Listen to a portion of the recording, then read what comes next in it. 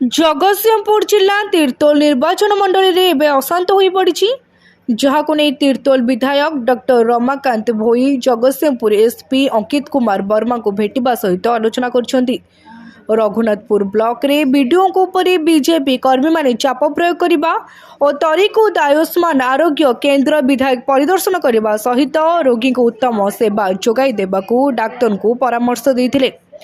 पर यहां नहीं स्थानीय लोकों मध्य असंतोष प्रकाश पाइबा सहित विधायकों को गालीगुलज करी एनएच रास्ता अवरोध करथिले। एहार प्रतिवाद रे तीर्तोल विधायक डॉक्टर रमाकांत भोई एने शांति श्रृंखला रक्षा करबा पई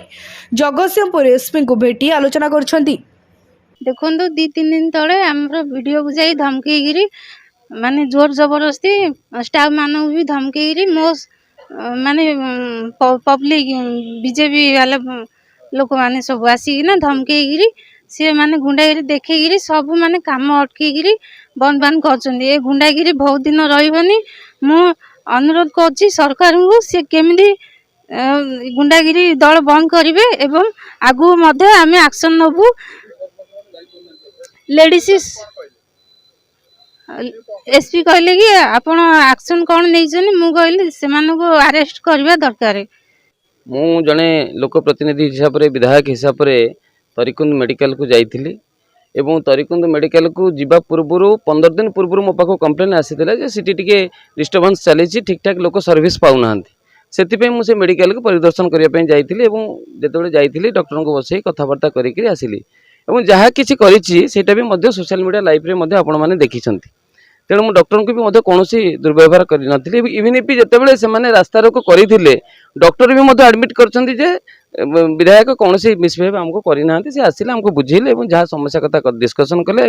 जहाँ सुविधा असुविधा हम जनवा कथा एक कहले तापर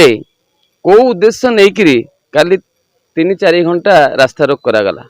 जो मैंने रास्ता रोक कले कौन कले डॉक्टर तो मो एगेंस्ट तो आलिगेशन करना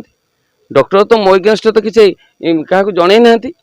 कौन यहाँ करागला तेणु जहाँ करागला घंटा घंटा 3 घंटा धरिकी राजा रास्ता रोक करागला से समय बहुत लोक मेडिकल जाऊे जोटे पेसेंट भी जाऊे काली सफर होती साधारण लोक मैंने सफर होती